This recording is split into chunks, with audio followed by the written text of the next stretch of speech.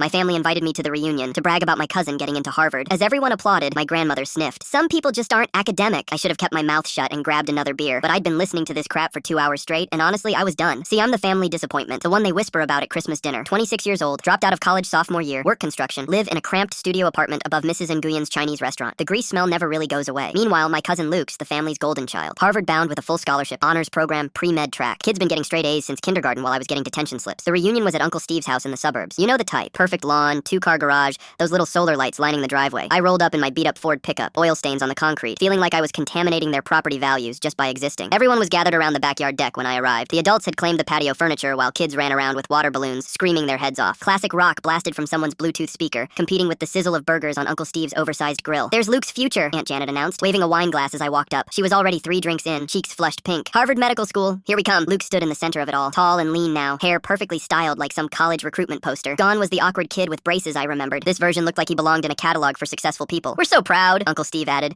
flipping a burger with unnecessary flair. "Full ride scholarship, you know. They're practically paying him to attend." My mom spotted me lurking by the cooler and waved me over. She was wearing her nervous smile, the one she gets when she's worried I'm going to embarrass the family. "Again, Luke's been telling us about orientation week," she said, trying to include me in the conversation. "Sounds amazing, right?" I nodded and cracked open a Coors Light, letting the condensation drip onto my steel-toed boots. The same boots that had been caked with mud that morning, crawling under a house to run electrical lines. "You know," Aunt Janet continued, gesturing dramatically, "Luke's going to be a doctor. A real doctor. Finally someone successful in this family." The comment hit like a slap. Everyone nodded and murmured agreement, raising their drinks and toast. Luke just stood there soaking it up, that smug little grin spreading across his face like he'd won the lottery. "Not everyone can be book smart," Uncle Steve added, glancing my way with what I'm sure he thought was sympathy. "Some people are more hands-on." That's when Grandma Helen, perched in her lawn chair like some judgmental queen, looked directly at me and delivered the line that finally broke my patience. "Some people just aren't academic." The whole backyard went dead quiet. 20-something relatives, all eyes on me, waiting for me to shrink away like I always did, waiting for me to mumble something about needing another beer and disappear into the house. Instead, I pulled out my phone and opened my banking app. My hands were surprisingly steady. "You're absolutely right, Grandma," I said, turning the screen toward the crowd. "I'm not academic at all." The bank statement showed my checking account balance, and more importantly, last month's deposit. The number seemed to glow on the screen. Luke squinted at my phone, then his face went completely white. That's impossible." "Union electrician," I explained calmly, taking a sip of beer. "Specialized in high-voltage industrial work. Power plants, manufacturing facilities, the dangerous stuff nobody else wants to touch." Aunt Janet's wine glass was frozen halfway to her mouth. Uncle Steve had stopped flipping burgers entirely. "I clear about 15 grand a month," I continued. "Sometimes more if there's overtime or emergency calls. Turns out, people pay really well for someone willing to work with electricity that can literally kill you." The silence was so complete, I could hear the neighbor's dog barking 3 houses down. "But hey," I said, raising my beer toward Luke, "I'm sure Harvard's great too, buddy. Maybe in 4 years of undergrad, then 4 years of med school, then however many years of residency. Maybe you'll catch up." Luke looked like he was going to be sick. Grandma Helen was staring at her hands. Even the kids had stopped screaming in the pool. "Anyway," I said, draining my beer, "I should get going. Early job tomorrow. We're installing backup generators at the hospital. You know, keeping the lights on for future doctors." I set down my empty bottle and walked toward my truck, leaving 27 relatives in stunned silence behind me. For once, I was the one walking away with my head held high.